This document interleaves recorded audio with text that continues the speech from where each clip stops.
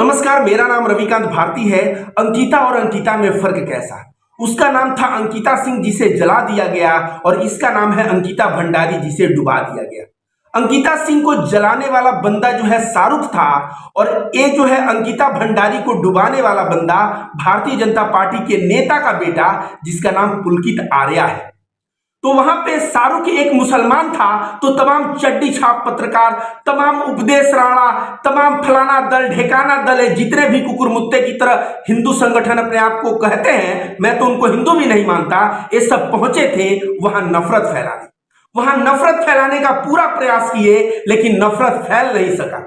लेकिन अंकिता भंडारी वाले मामले में न ये चड्डी छाप पत्रकार पहुंचा और न ही कोई भी दल फलाना दल अजरंग कोई भी दल नहीं पहुंचा।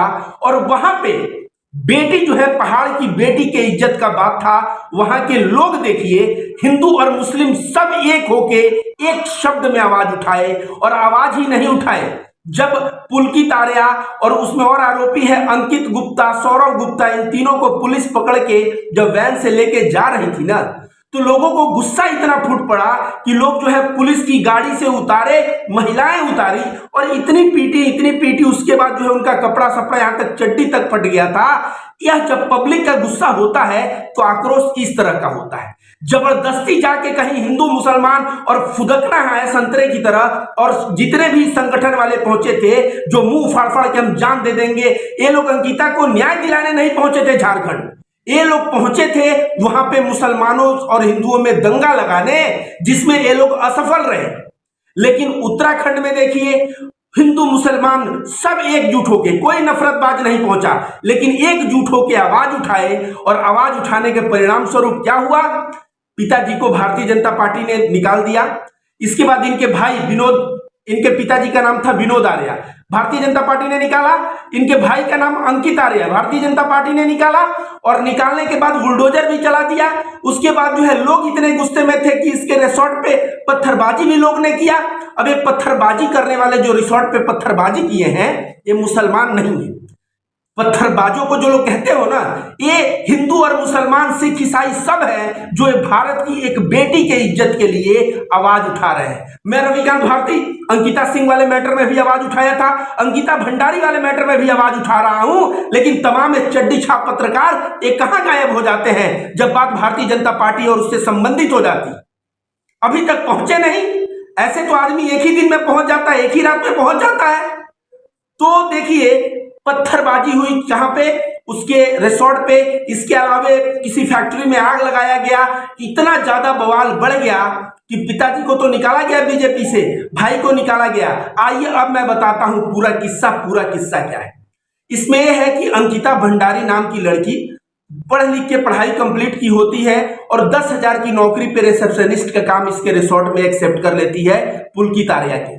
जब वहां पे नौकरी करने लगती है तो पुलकित आर्या कहता है 10,000 तो बहुत कम है, 10,000 में तुम्हारा क्या होगा, तुम थोड़ा ऊपर से कमाने की भी सोचो। मतलब इशारा था कि तुम देह धंधा भी करो, जो गेस्ट आते हैं उनसे जो है शारीरिक रिलेशन बना के पैसे कमाओ, इस तरह का इशारा था। लेकिन इस लड़की को अपना इज्जत बहुत प्यारा था। इस लड़की ने मना कर दिया। मना करने के बाद जो है नोकझोंक हुई। नोकझोंक होने के पश्चात होटल के एक कमरे में जहां ये लोग थे वहां से आता है पुलकित और कहता है 4 आदमी का खाना दो और मैं लेके जाऊंगा। तो वेटर को शक होता है कि भाई ये तो हमसे मंगवाते थे, आज खुद क्यों लेके जाएंगे। तो वेटर को डाउट हुआ। इसके पश्चात वह लड़की फोन करती है कि मेरा बैग ले जाके रोड पे रख दो। हो सकता है उस लड़की को पकड़ के लोग गलत करने का प्रयास कर रहे हो या दबाव बना रहे हो। तो बोली मेरा बैग ले जाके रोड पे रख दो, वहां से निकल जाती। लेकिन बंदा जैसे बैग लेके रोड पे जाकर रखने वाला था, देखा कि अंकिता भंडारी वहां से गायब है। अंकिता भंडारी को स्कूटी पे बैठा के पुलकित आर्या और उसके साथ दूसरी बाइक पे अंकित और सौरव दोनों लोग बैठ के और ये लोग जो है चल पड़े। वहां पे एक झील आता है ऋषिकेश में, एक नहर आता है। उसी नहर के पास जो है, उसके पहले लोग शराब भी पिए थे और उसी नहर में जो है अंकिता को इन लोगों ने तीनों लोगों ने ढकेल दिया।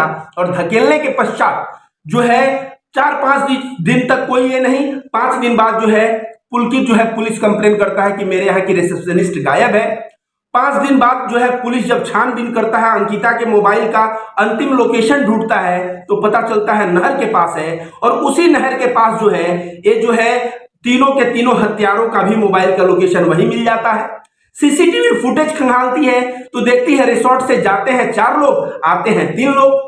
नहर के पास का सीसीटीवी खंगालती है तो देखते हैं वहां 4 लोग खड़े हैं, लेकिन आते समय सिर्फ 3 ही लोग दिख रहे हैं। मतलब साफ है और स्पष्ट है कि हत्यारा कौन है। हत्यारा पुलकित आर्या है और उसके दोस्त हैं। इन हत्यारों को कड़ी से कड़ी सजा मिलनी चाहिए। बीजेपी के जो वहां के मुख्यमंत्री हैं, एसआईटी का गठन कर दिया है, बुलडोजर चला दिया है, पिताजी को बीजेपी भारतीय जनता पार्टी से निष्कासित कर दिया है। लेकिन बुलडोजर चला देने से, पार्टी से निष्कासित करने से, सामने वाले को गिरफ्तार करने से क्या न्याय मिलेगा इन बेटियों को? मैं तो कहता हूं जब अंकिता जीवित होती तब उसे न्याय मिलता। लेकिन खैर, जो भी कातिल है मैं चाहूंगा उसको कड़ी से कड़ी सजा मिले। और यहाँ पे चड्डी छाप पत्रकार और जितने भी ये नफरतबाज है, उन नफरतबाजों को एक संदेश है, तुम लोगों की आवाज उठाने से कुछ होने जाने को नहीं है। यहां जनता जब आवाज उठाती है तो देखो किस तरह से पुष्कर सिंह धामी मुख्यमंत्री जो है कुर्सी हिलने लगी है, एक्शन में आ गए, बुलडोजर चला दिए, पार्टी से निष्कासित कर दिए। देखे ना पावर, ये होता है जनता का पावर। और उस जनता का कोई धर्म नहीं होता, उसमें हिंदू मुस्लिम सिख ईसाई सब होते हैं। तुम लोग झारखंड में जाके जिस तरह से अंकिता सिंह वाले मामले में हिंदू मुस्लिम का रूप देने का प्रयास किए, ये पहुंचा था एक उपदेश राणा है, एक बहुत बड़ा नफरतबाज है, ये भी पहुंच के वहां नफरत फैलाने का पूरा प्रयास किया। ये कहां गया मनोज तिवारी? ये कहां गया तमाम है जो अपने आप को उसमें बहुत सिंपैथी लेके पहुंचे थे? ये क्यों नहीं दिख रहे हैं? अंकिता भंडारी वाले मामले में दिखेंगे नहीं, क्योंकि सामने वाला भले ही पार्टी से निष्कासित हो गया है, लेकिन बीजेपी पार्टी से वो पहले जुड़ा रहा है और ये लोग वहां अपना मुंह खोलने नहीं जाएंगे। शर्म आनी चाहिए। जो स्मृति ईरानी और तमाम ये सब कहती हैं बेटी बेटी बेटी, और इनका मुंह नहीं खुलता है जब बेटियों का इज्जत जाता है। तो इन लोगों को पेट्रोल जब महंगा होता था तो सीना पीटने लगती थी।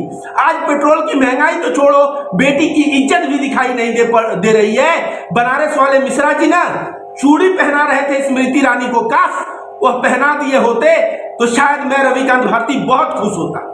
तो तुम सभी नफरतबाज समझ जाओ कि अपराधी का कोई धर्म नहीं होता।